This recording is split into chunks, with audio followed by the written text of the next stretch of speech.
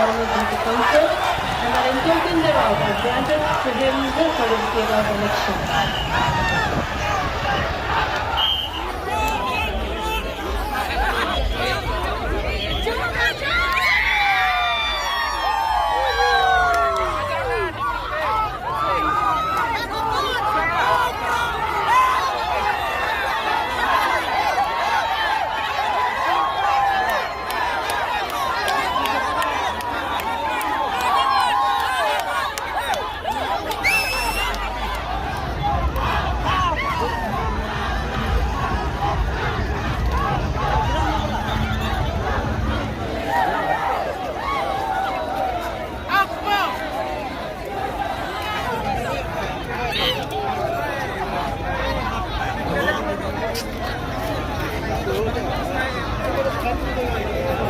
Ano doon?